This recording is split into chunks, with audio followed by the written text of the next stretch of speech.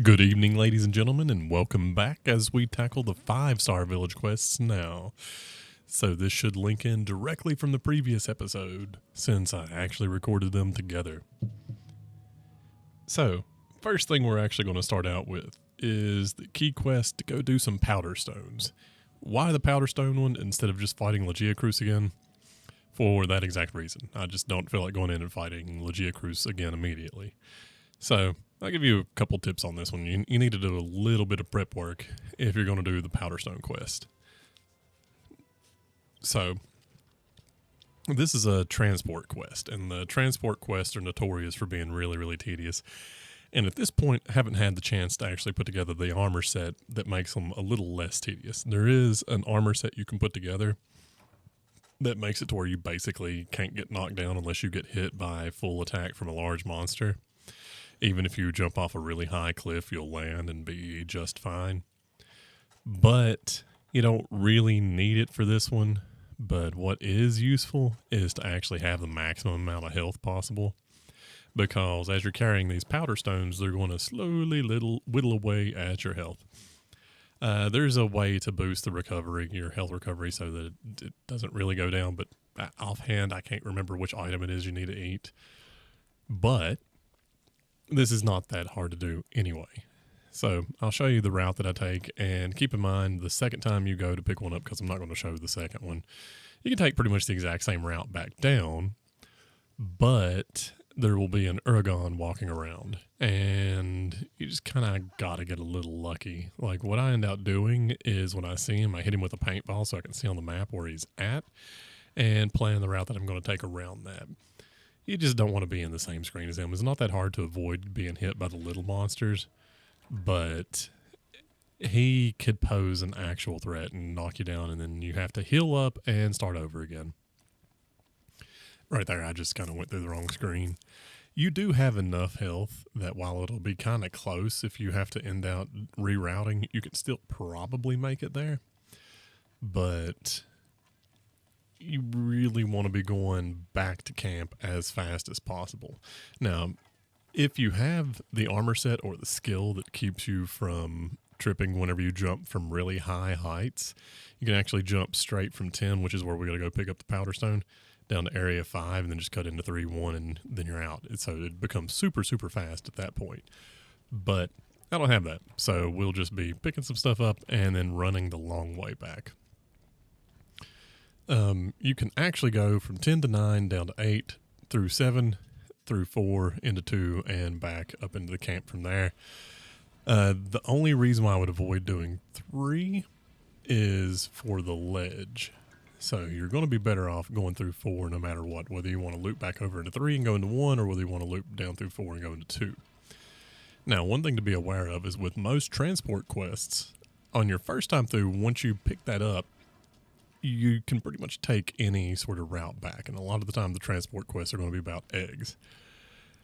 One thing that does change later on is on your second rundown and beyond, you end out actually having slightly different routes that you can take. And what I mean by that is if you try to take the exact same route you did before, like the fastest route, sometimes there'll be rocks blocking a particular pathway. So you just kind of have to be prepared to tweak your route a little bit. With the eggs, it's not as big of a deal because they're not whittling away at your health. With Powderstone Delivery, you kind of have to hope for the best. And what you want to do generally is when you think you can walk. A lot of the time you can kind of see stuff coming up from behind you and take off running. So like the cats, you can kind of see when they start coming up from behind you on the screen and actually take off running and avoid them. Another thing to remember is when big monsters see you, it increases the rate at which your stamina goes down. So if a large monster has spotted you while you're in the same screen as that large monster, you're going to lose stamina significantly faster than you would otherwise. But you want to try to keep your stamina up near the top. If you have a Mega Dash juice, 100% pop it before this starts, and then you don't ever have to let up off of it, because Mega Dash juices, as a reminder, in this game, the way they work, they stop your stamina from depleting. Dash juice does the same, but for a much shorter period of time, so it's not necessarily worth it unless you're just doing this part of the quest. But either way, it's an easy-ish quest to do. They just tend to be a little bit tedious because a lot of the time where you get hit is right before you actually get to the point where you can turn in your item. And be very careful not to hit the dash button or the dodge button. Whenever you go to turn it in for the chest, make sure that the button prompt has popped up to actually deliver it. I have actually once or twice gotten back to my camp, gotten ready to deliver the item that I was transporting, and not come to a complete stop or not had the button prompt up and ended out rolling and dropping the egg or the stone or whatever I'm carrying at that point in time.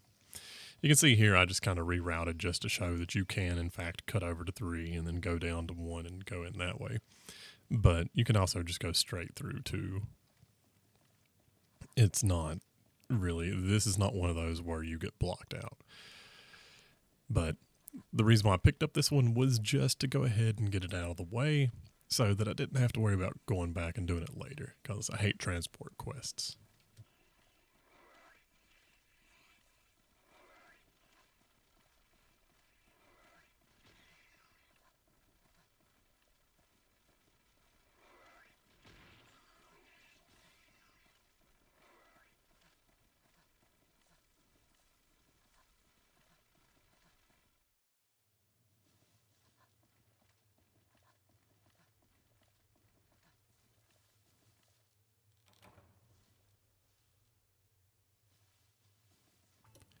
All right, so with that out of the way, we get to start into the real quests for this episode. And we're going to start out with Duramboros. Now, this guy is a brute wyvern. Had trouble getting that in my mind for just a second. One cool thing about the older games, all the brute wyverns share one actual status weakness, and that is poison. And poison's actually super effective on them, and it will wear them down relatively quickly. Now, they all do have elemental weaknesses as well, but in the older games, at least until you get to G rank, it's actually worthwhile to exploit those status effect weaknesses. I do not do that. Now, this one has a reputation for being at least somewhat challenging. The reason being, Duramboros actually has a significantly larger health pool than most of the other monsters at this point. So what ends up happening is this fight, instead of taking the normal 10 to 15 minutes, takes about 20 or 25 whenever you go in with just whatever the most basic weapon is that you could have at this point in the game. Now, it's not that he's particularly hard, but the length of the fight increases the odds that you actually triple cart. And the first time I tried this quest, I did, and it was largely out of just carelessness. Like, I triple carted after he'd already limped off. He was about dead. If I'd brought some bombs with me or trapped him, he'd have been gone. Now, one of the other reasons why this tends to take a little bit of time is it's actually kind of tricky to break all of his parts, and he does this attack right here, which is really cool, his helicopter attack. If you get in underneath his legs at the beginning when he's just starting up, it's not that bad. If he manages to actually get it started up before you get over to him, you're better off just running back and trying to avoid himself when he throws himself up in the air. Now, what you really want to be doing is trying to deliver as much damage as possible to his legs while he's spinning around. If you do enough damage, you'll actually trip him and knock him down. I didn't succeed at that in that one because the first one that he does normally is a little bit tricky to get him to fall down unless you're just pretty good at dishing out damage. But throughout the rest of the fight, I actually do trip him a couple times. Now, why is it useful to trip him? Let's see if we can get it down here, and I will explain why if he actually falls. And he does. All right.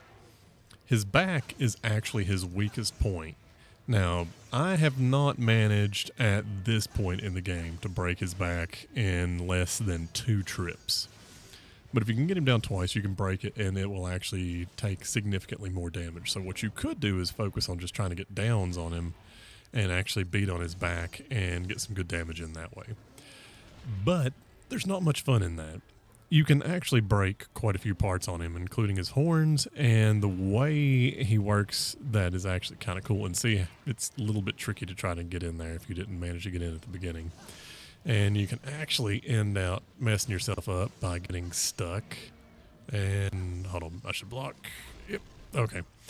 you can actually manage to get yourself stuck and get chained down and then get killed really easily. But you can hit up towards his head. You don't actually have to hit at the part of the horns where you're going to bounce, although if you've got a blunt weapon, you won't bounce, and break his horns that way. And you can hit the back of the tail instead of hitting directly on the parts that are the hardest.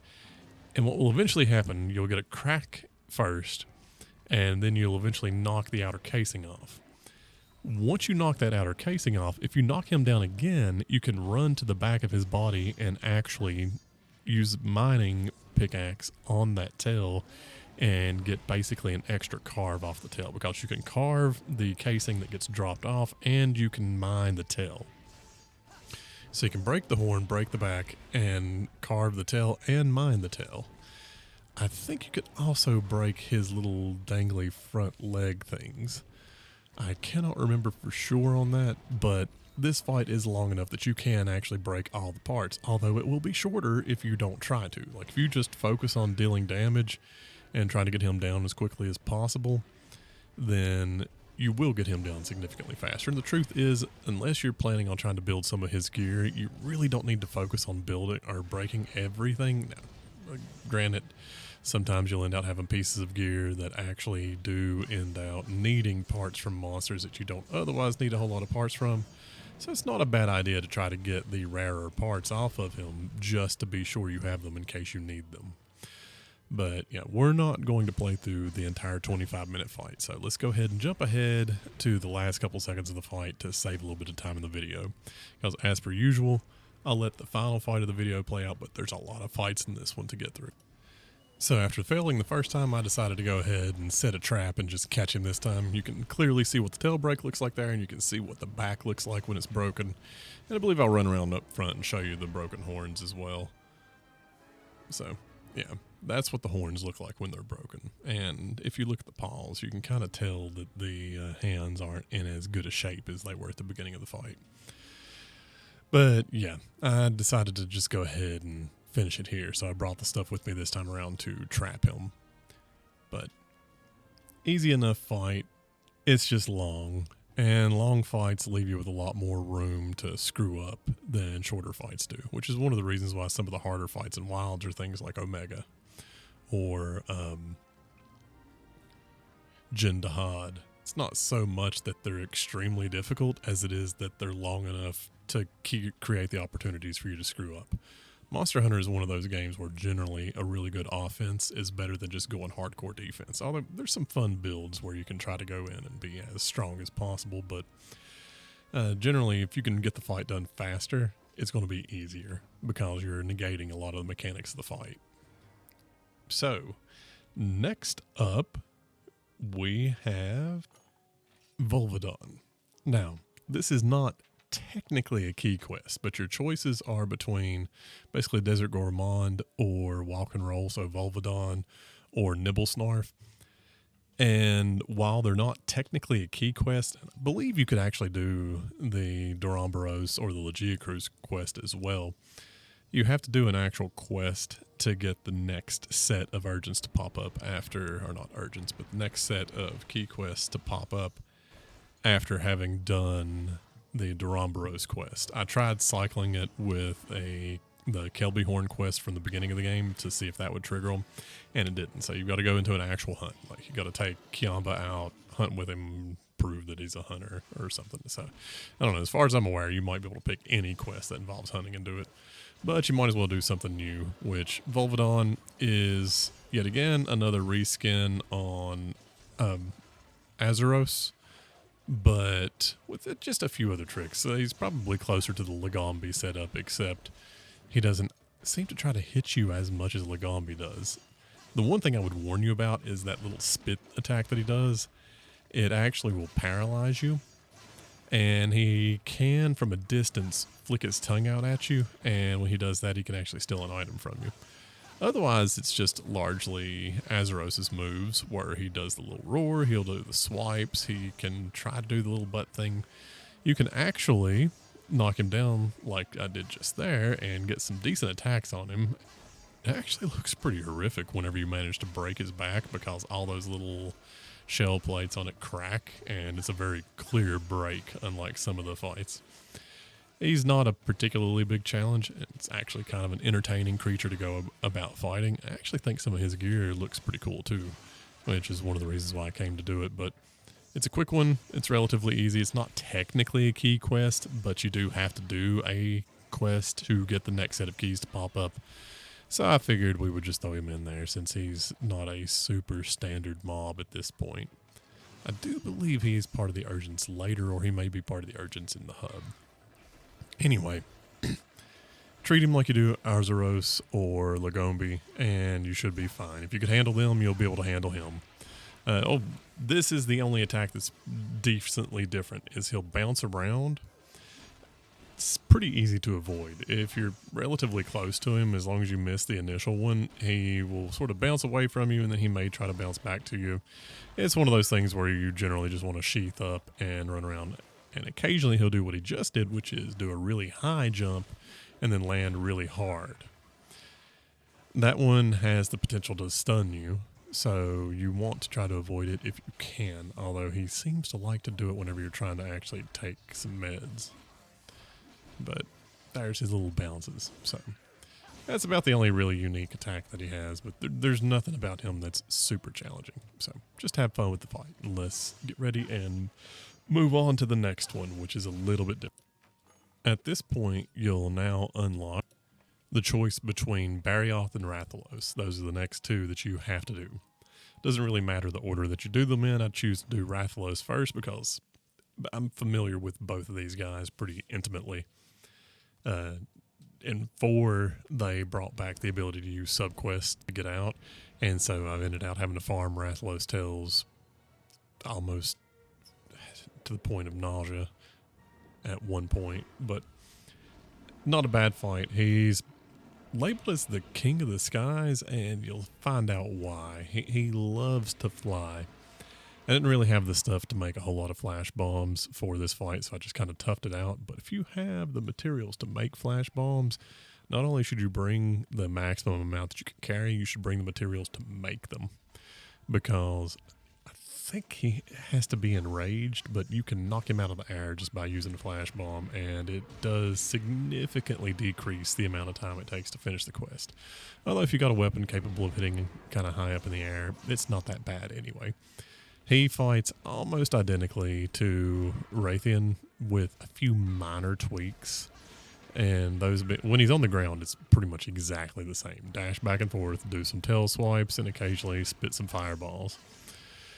But there is a few little differences. Like, one is he will do that attack where he takes off backwards and fires a fireball out in front of him. And a lot of the time when he roars, he will do that almost immediately after. So while you do want to be hitting his head, because just like Rathian, that's a really good weak point to get a good amount of damage in, you want to try to be sure you're off to the side and back a little bit while you're doing it. You don't want to do it from directly in front of him, because if he decides to roar and you get stuck there for a second, about the time you recover will be when he's doing that back hop into the air and shooting the fireball out. Just like her as well, you can break the wings, you can break his head, and you can cut the tail. So breaking the wings has the chance to give you those wrath talons that you will need shortly. And there, I wasted a flash bomb, but whatever. Just break the wings. That can help keep him on the ground a little bit longer. And if you can catch him just right with the flash bomb, which I didn't either time this time, and knock him out of the air, the way he poisons you is he tries to come down and claw you with his talons like he just did. It's really not that hard to avoid. It's just in the middle of, I guess, dicking off to the point where it made it easy for him to hit me. When he's up really high like that, he'll do one of two things. Spit a bunch of fireballs, and then he'll lower himself down. Or he will actually do that talon attack again, where he zooms in and tries to claw you. The zoom is actually a little bit harder to avoid. So whenever he starts flying up really high like that, since you can't actually hit him, you might as well put your weapon away and then just sort of run perpendicular to wherever he's at. And that'll help you avoid pretty much any of the attacks that he does. He's not very good at leading with a fireball, at least not yet. That comes later. If you're directly underneath him, this is not a problem at all. none of the attacks actually do it. Like, even the Talon, I don't think he can actually go straight down with the Talons. I think he has to go forward. So he'll aim himself in roughly whatever direction would put you in front of him, and then he'll swipe down to try to do it and just miss you completely. So if you're not directly in front of him, sheath your weapon and just sort of run a circle with keeping him at the center. Other than that, there's not really anything else to talk about with him. Everything else is virtually identical to Raytheon. He just doesn't do a backflip. She does backflips, he spits fireballs, and lots of them from various positions. He will eventually do an attack where he actually flies around the perimeter of the area, and he will stop and sort of zoom through the middle towards you. You just have to watch his paintball and see if he starts to circle around the whole area, he's going to attack you at some point. So you can kind of try to keep moving, and then when you see it starting to come back in your direction, as long as you keep going straight, if you're not running directly at the direction he's coming from, you're going to be fine. Or if you have a shield, just hold up your shield and just try to be sure you're facing wherever his paintball is showing up at. But you definitely want to keep him painted. Alright, so we're going to go ahead and jump ahead to the next fight. Now, Barioth is one of those monsters that I became super familiar with on my playthrough of Try. One of the key things you want to try to do with Barioth is break his front teeth, his tusks. And I needed them because they're one of the key items to making his lance, which eventually I will go back. His lance will be one of the ones I make. The lances that I'm ultimately going to end up making, first is going to be Ceadeus, because that's going to be my carry weapon in terms of just my all-arounder to get through all the quests that I want to do. But if we actually go back and make the lances that I like, make Barioth, make Agnactor, Rathalos, I think. Elemental lances definitely outweigh using slime for the rest of the game, but slime will save me a little bit of time in the sense that I know I can still kill everything with it. So, back to talking about Barioth. He is actually a pretty fun fight. He is a normal flying wyvern, even though he doesn't really do a lot of flying. He does do it, but he's not up in the air nearly as much as Rathalos is. But the trick with fighting Barioth is pretty straightforward.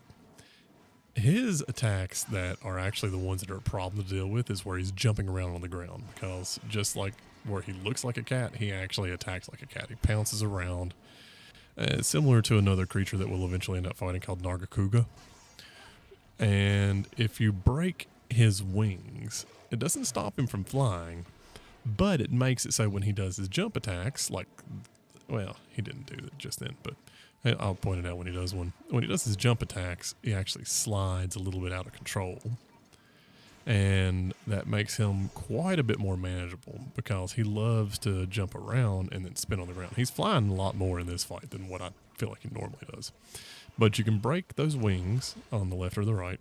You can break his tusks, and you can cut his tail off. And just like anything else, you can pretty much break the legs on almost everything. If you attack the weight-bearing legs, so like the rear ones, that tends to knock almost every monster over. I don't have any sort of guard up or anything, by the way. You don't really need it to block most of his attacks. You can just kind of do it.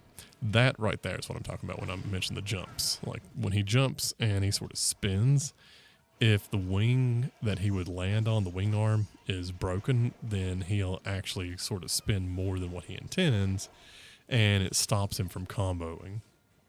So once you get those arms broken, he becomes significantly less threatening, which he's not really all that threatening in low rank anyway.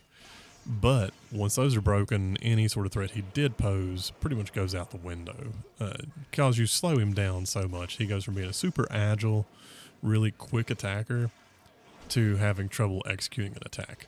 One other thing to be aware of with him is when he transitions areas, like he can go to area 3, I believe he does it in area 2 as well if he goes back to it. He can actually kind of hide up on the sides of the area and jump down and attack you, just like he did the Popos in the opening cinematic for his fight. So be aware that you may need to block or be prepared to dodge or Superman dive when you first go into an area if he seems to be sitting in an odd spot in that area. So the stage transitions, he tries to set you up for an ambush, more or less. And let's see if I've picked out a spot where he'll do it. So you see his dot go over, and then you see him kind of sit in that little upper spot in the stage right there. I believe he will wait until one of the herbivores gets nearby and attack them if you wait long enough. But if you come in, he does this. Because even knowing what he was going to do, I forgot to prep for it and pull out the shield and just wait. So yeah, he is an ambush predator, and he will 100% ambush you. But other than dashing around a little bit, you've seen all of his basic attacks at this point if you've been watching the video. Just focus those arms, get them broken, and as long as you stick to him, a lot of the stuff that makes him dangerous is pretty much negated. Like one of his most deadly attacks is when he spits the little tornado out in front of him. And if you're right on top of him, then he doesn't even get to do that. Or at least he does it, but it doesn't actually hit you.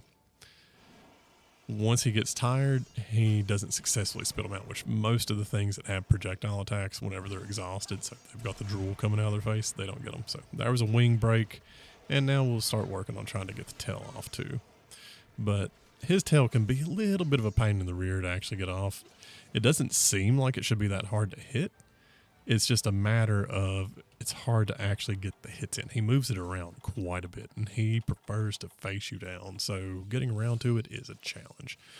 It's one of those things where playing in multiplayer has its advantages for that, because normally one person can kind of get the attention and the other can do the breaks. And the older games are not like the newer games are. Getting breaks and tail parts, or tail cuts and all that sort of stuff in multiplayer is actually kind of easier. In the newer games, the part health has some kind of weird scaling, and it can be a bit of a challenge to actually get cuts and breaks and things in multiplayer unless everyone kind of coordinates with each other. But in the older games, you just pretty much had sort of dedicated parts. Like if you were actually playing multiplayer, say hammers, like blunt weapons always went for head, sharp weapons always went for tail, and there were certain weapons that were better for things like tail, like say greatsword got priority on tail. And longsword was a priority for tail as well, but anything else you would just sort of go in between and try to break the parts that you didn't have like a dedicated tail cut or head hit for. So now he's just decided he's going to run back and forth in straight lines for a moment for some reason. Anyway, you've seen all you need to do to be able to get through him in low rank, so we're going to go ahead and jump to the end of this one. All right, so at this point, you have to manage a delivery quest. There's actually been a couple. Like you had to do a few earlier, but you should have probably had the materials around to do them. Pay really close attention. There'll be a couple points where deliveries pop up for this to get prepped for fighting Ceadeus.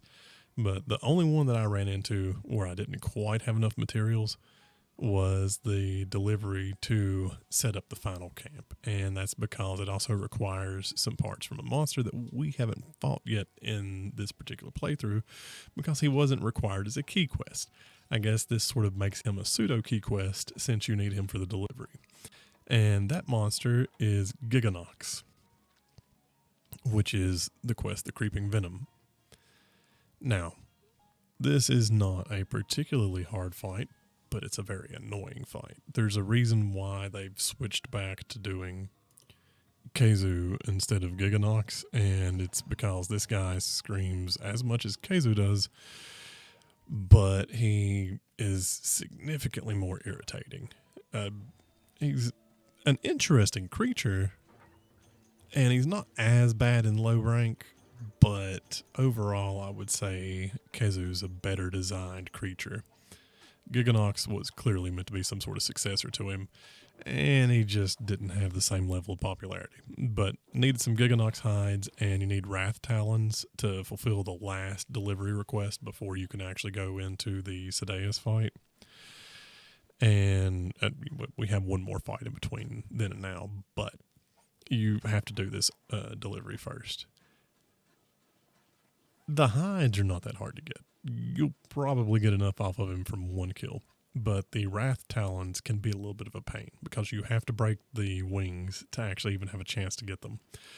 Rathalos is supposed to be able to drop them, but I have significantly more luck getting them from Raytheon, but that could just be the desire sensor thing. It could be one of those things where the game took an item that supposedly has a 70% drop rate with a break off of Rathalos and decided not to give it to me. Whereas whenever I go in to do Raytheon, always gives it to me if they're broken.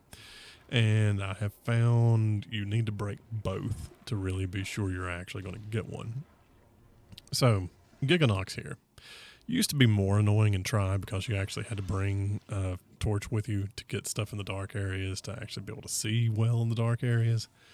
But he puts out the little egg sacs that let Giggy be born. And the problem with Giggy is they latch onto you and they're almost like a pseudo bleed, except instead of crouching to get rid of it, you have to roll and it can reattach. So you let him drop too many egg sacs without busting them and you'll end up getting a whole bunch of Giggy floating through the area. Not to mention the actual spots that are directly purple are relatively hard, so if you actually hit them directly, it can cause your weapon to bounce in some really weird spots. Don't treat his tail as if it's a tail, because he can actually use both ends as if they're heads. That's one of the reasons why he's kind of a weird creature. He will climb up to the ceiling, and I actually use my bounce bombs at an inappropriate time to try to knock him off the ceiling at one point. The amount of poison he puts out actually makes Raytheon look like she is very light on poison. That's one of the reasons why he's kind of irritating, because unless you bring stuff to make new antidotes with you, you will end up running out of antidotes, and you'll end up just burning through your health items to try to keep up with the poison, which is probably his most dangerous aspect. If you can manage to stick to him, getting damage in is not that bad, other than when he throws out the poison cloud. He will stretch his head out almost like Khezu does to try to hit you, but it's when he's up on the ceiling like that that he's at his most annoying, because he basically just becomes a random poison turret. And I don't really launch those bombs in the correct spot, but if you can hit him with both of them, you can generally knock him off, although realistically you should just save him. Because if I recall correctly, I think when he goes to sleep, sometimes he goes to sleep on the ceiling, and if you don't have those bombs, you just have to wait for him to wake up. So you need some bounce bombs when you come in to fight him. They're just a pain to aim. But you can break his head, both of them. You can break his chest. I don't know if you can break his wings or not. But irritating, but still somewhat simple. He will chip damage you to death, though. So, have fun. I was hoping to just avoid fighting him until the game made me, and that's pretty much what I did. Just didn't fight him until the game made me. Now, he does have kind of cool aspect where his body completely changes color whenever he goes into rage mode. He's an interesting creature from an aesthetic standpoint. It's just an irritating fight. Like, I have actually had him scream 2 or 3 times in a row before when I'm fighting him. And he screams all the time. Like, more so than Khezu does. But at least he actually has a song, like a fight theme. Khezu doesn't, but that's because Khezu hunts by sound. Anyway, we're going to go ahead and jump to the next fight. Alright, so the last creature we have to fight before we get to do Ceadeus is Uragaan. For some reason, he's generally disliked by the community, but I actually don't really mind him that much. I think he is more interesting than Barioth, or not Barioth, but Barioth, and I think that's really what he's meant to be, is sort of the harder version of Barioth. But I don't know. I find him to be an interesting creature, and you'll see why when we see his opening cinematic. But he is a brute wyvern, so poison is pretty effective on him if you want to actually bring a poison weapon along, like if you made one for use with Duramboros. He has an interesting attack where, well, you know what? We'll just let the cinematic speak for itself. It's not too long till we get there.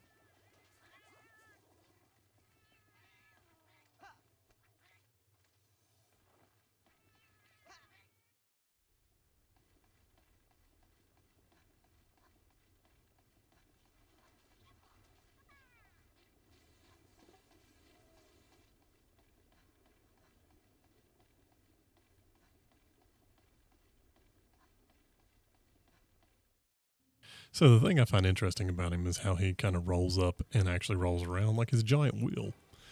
He has a bunch of really hard spots, and I think that's what people really get irritated about with him is there's a lot of places on him where you can bounce. Also, when he's not enraged, he has a sort of a gas attack where he'll pump a gas out below himself. When he is not enraged, that gas attack will put you to sleep. When he is enraged, it's basically an explosion. So that can be a little bit irritating because the best way to handle him is really to hug him. But then that attack pushes you back away from it. So if you don't have a shield, it can be a little bit tricky to block it. And getting all the part cuts and breaks on him is also not that easy. So I guess all that stuff combined does sort of explain why at large the community doesn't care for him that much. But you can break his jaw, you can break his tail, you can break his hands, you can also cut off his tail, and you can, I believe, chip off his jaw. I think you can also break his back. He is another one of those creatures that when you manage to knock him over, like when he gets exhausted, because he's getting ready to do a pretty cool little attack here, where he climbs up to the middle of this area and he starts pulling around. You can set a little bit of a trap for him, drop some barrel bombs, and try to lure him over into him. When he hits them, you don't see damage numbers in the old game, but it does do damage to him. When he's exhausted, he'll actually flop over, or if you do enough damage to his legs, it'll kind of flop over too, and you can run around to his back and mine his back. And I was excited to see him because I need lava nuggets to upgrade my lance. And the way you get lava nuggets is from Uragaan. So I was happy to fight him. It still takes a minute. Like, he does those little jaw slams. If you're not right up next to his head, the tremor that comes off of him is not going to affect you. He has a big one where he rears back really far and he slams the ground really hard, and that one, the shockwave range is just much further. You can block it with a shield so that you don't have as big of a recovery time, but that one generally gives you some recovery, although it's usually okay. The big reason why he does the giant slam is those little stones that he throws out when he spins. He'll cause them to explode. Like, watch. It gets me. So that's the big thing to watch for. Really, I don't think they expect him to hit you with the jaw attack that often. I think they more expect him to hit you with the little explosions that come out from the attack on the ground. But other than that, and his spin and the little rolling around, he doesn't have any other real attacks of interest except for the gases that he hasn't shown them yet. But just like anything else, you cannot block sleep gas, by the way. So there's his sleep gas. You have to outdistance that. If you're up close to it, your character's going to start to try to go to sleep. So one thing that would be really good to bring with you on this fight is energizers. Hold on. Energy drink. I can never remember the name of them because I usually just ignore them and take the damage to wake up. But if you have energy drinks and you can scroll over to it fast enough, when you pop one, you won't go to sleep. And it may save you from actually taking the damage from being caught off guard with the sleep attack. Yet again, not hard, still low rank. Won't really be too challenging until we get into high rank. So let's jump to the end of this one and actually go to the one fight that we're going to allow to play out all the way. Alright, so it's time to fight Ceadeus. Now, one thing to remember, you have to put the Ancient Mask on either Cha-Cha or Kiamba to take this quest the first time. You don't really have to use them. There are oxygen spots around, but it does make it quite handy because if you ping the signal for whichever one has that mask on, they'll swim over to you and provide air. And this fight takes place entirely underwater. There's other ways to get air. You just have to kind of pay attention to it. But this is the fight that we've been building up to for a while. It's the first Elder Dragon of the game, and it is actually a pretty epic fight, even though it does take place entirely underwater. So, there's a few things to consider with this fight. One is what I mentioned just a second ago, that you do have to monitor your air. So you need to keep an eye out, ping the appropriate shakalaka, or use the little mini oxygen supply if you need to. Second thing is this fight takes place in basically 2 stages. One is swimming through these opening areas, and the second one is in area 3. So I got to go over a little bit further.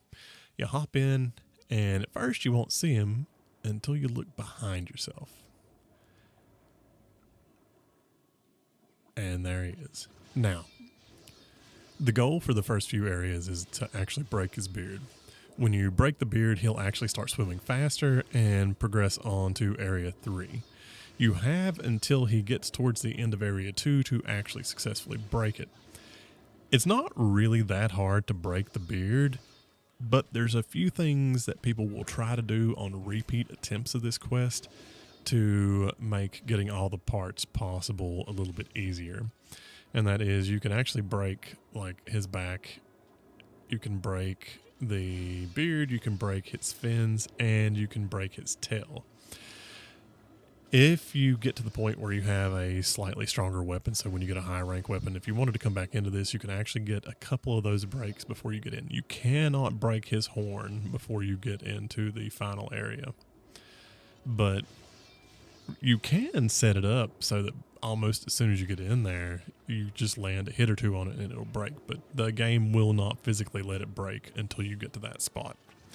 So for this first area and for your first time through, just trying to get the quest finished, what I would recommend is focus on doing the things that you know you have to do. So focus on breaking his beard and focus on breaking the horn. All right, I'm going to let this go until he gets into the next area. Then I'll pick it back up and walk you through some of the unique aspects of the second area.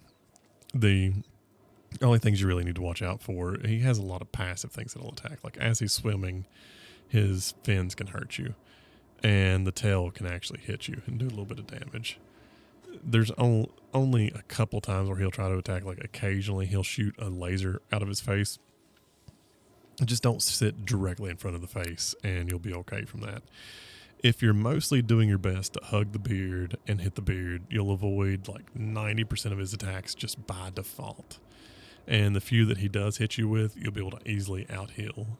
So just keep that in mind. Try to pump as much damage into him in this area as possible, hitting the beard or hitting just anything close to you. And other than that, stay healed up past half health.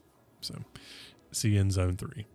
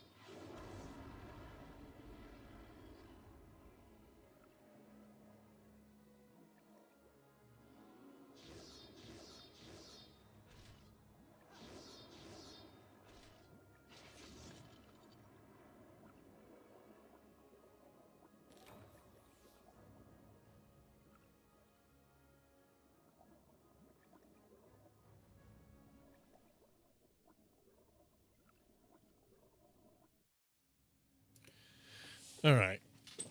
So you've reached the last area for what is one of the more interesting fights in the game. The very first thing you're going to do once this cinematic passes is if you look behind where he's at, you'll see a wall with some spikes on it right there, directly behind Ceadeus. That is the Dragonator in this area. The very first thing you're going to want to do is swim straight forward, go up the wall, and then go over and wait at the button. You don't want to angle up real high because as long as you sort of approach it in the right way, usually he will sort of follow a route that you take where he'll swim up to the wall and then kind of swim up to where you're at. The goal is to try to line it up so that that Dragonator is going to smack him right in the face. And if you do it right at the beginning, then you can usually have enough time to get two of them in before the fight's over. And it's a very useful tool for getting this fight. Now, the thing is, at this point in time, your weapons are nowhere near as strong as what are referred to as the siege weapons. Your weapons are never strong enough to be worthwhile to ignore a Dragonator. But you'll just swim over here to this. He's going to use that laser quite a bit in this area whenever you're really far away from him. But that's okay. Realistically, you have ways of hurting him that are going to require just a little bit of patience. It feels like this is a DPS loss, but no. This thing hits so hard that it is 100% a DPS gain, and there we go. So as soon as that face is over there, I'm pretty sure we managed to hit the horns there. We'll just go out, and I didn't notice, but I could hit a button to sort of skip this part, and you can actually start beating on him again. But there's something even better than just hitting him directly, and it takes me a minute to remember about it. There's actually two ballista set up.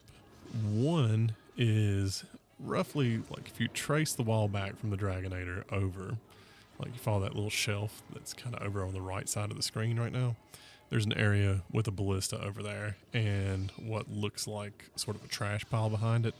You can pick up ballista ammo there. Also, down and to the left from where I'm facing right now, there's a ballista on the little rock shelf down there. Let's see if it gets to a spot where it's kind of cleared up and you can see it. See it peeking out, that little pile of boxes that popped up for just a second. Those are ballista ammo as well, and there's a ballista right near them. So they actually catch my attention here in a moment. And when they do, the reality is, at this point in the game, ballista ammo is going to out DPS my weapon. So instead of continuing to try to sort of blunt force my way through the horn break, I start to see it at the bottom of the screen. You could see it for just a second there. I realize I'm going to be better off just going ahead and putting the weapon away and trying to gather up some ballista ammo. I know you can trade with the Wyverian captain for underwater ballista ammo, but for this particular fight, it's loaded up for you for free. And I'm not 100% certain that it doesn't actually spawn in there anyway. Like, I think you have to trade for it with him, but I don't know for sure. He may just save you the time to gather it. But you can gather and get 10 pieces of ammo at one time. So you just gather it up, get up to your 10, and what I do is when he comes over and starts harassing me over here, I'll just swim to the other one and gather up the ammo over there. Although I think I'd sort of test out the ballista. Aiming can be a little bit wonky with it because of just the way the controls are in this game. But what you'll want to do is get on that, and while he still has both horns attached, you'll actually want to aim for the horns. So I keep gathering for this, and I believe at this point I just pop one of the items to get some oxygen. But he decides to come over and say hi.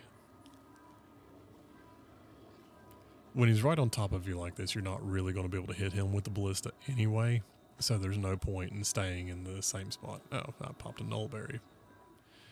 That had to have been an accident.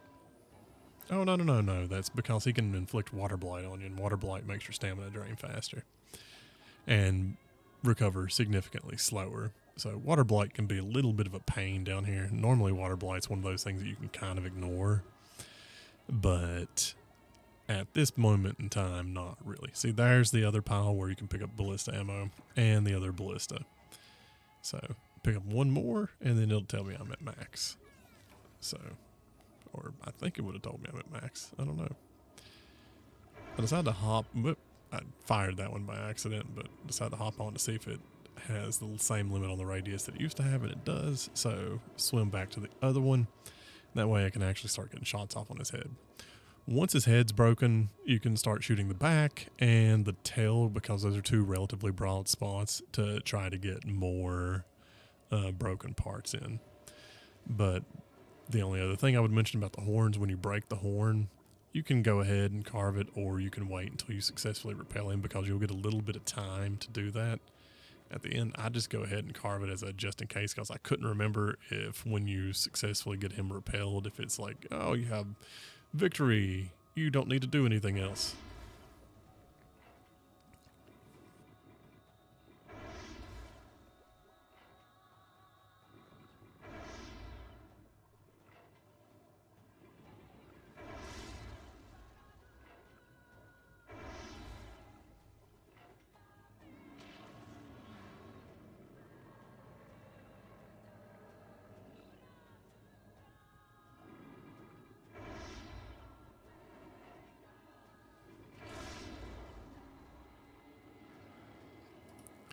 It is actually okay to whiff a couple shots. Like, ideally, you land them all.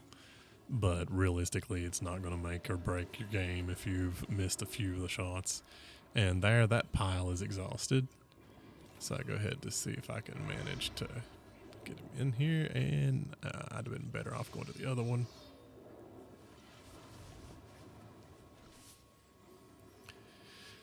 I think we got about another 5 minutes before the Dragonator's back to being available again.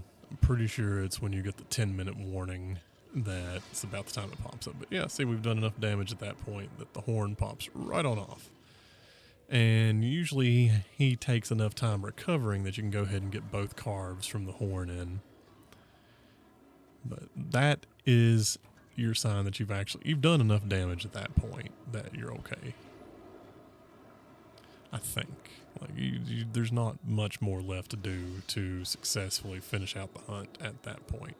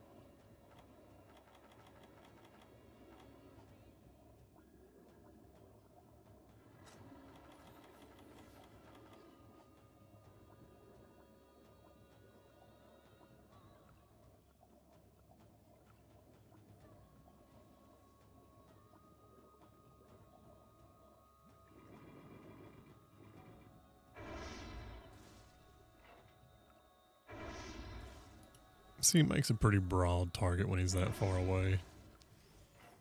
So, unless he just starts really flailing around, it's kind of hard to miss him.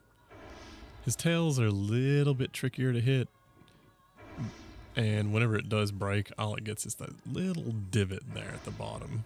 But yeah, now I go back to trying to hit his back again to get the final break on it. Because you can get a break where that little hood that's sort of popping up around the back where his beard is actually gets chipped as well.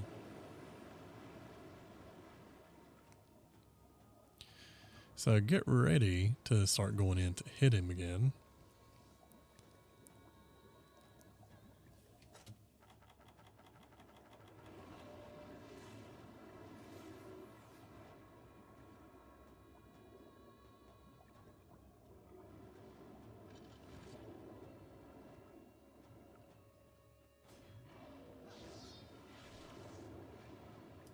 I couldn't really see it from a distance, but it looks like there's a little bit of wear on him.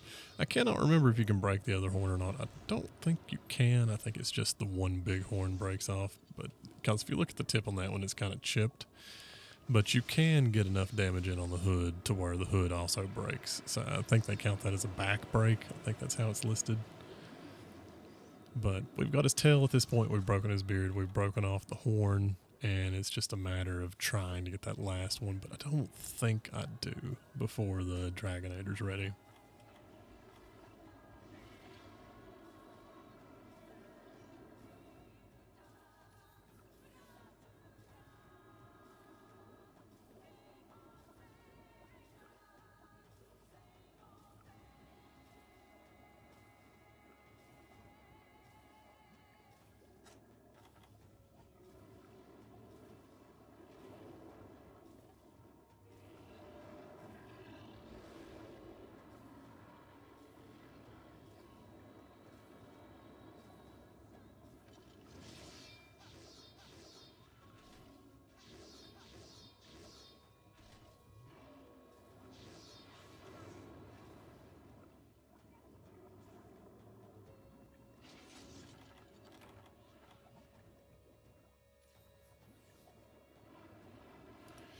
And we get the notice. So since we've been fighting above the Dragonator, swim down here and wait for him to come down here after me to try to lure him in place, because this one actually fires off pretty quickly.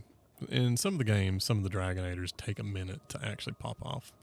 I noticed this down here. I figured while I'm trying to lure him down, I might as well check and see what it has. But this one has mini ox supplies to it. So if you really don't want to have to deal with Cha-Cha and Kiamba, you can come down here and grab some of those. So I figure he's probably down far enough at this point to actually get hit. At least if he'll come down and attack just a little bit more. So since Cha-Cha seems to be what he's focusing on, I signal for Cha-Cha to get Cha-Cha to come over to where I'm at. And that turns him down right away. Wait for him to pull off an attack. That way he'll stay in place for a second. And swim right up to it and hit it. Then boom. Everything's finished. You get a slay quest much later in the game, I think. I know you get the opportunity to actually kill him at one point.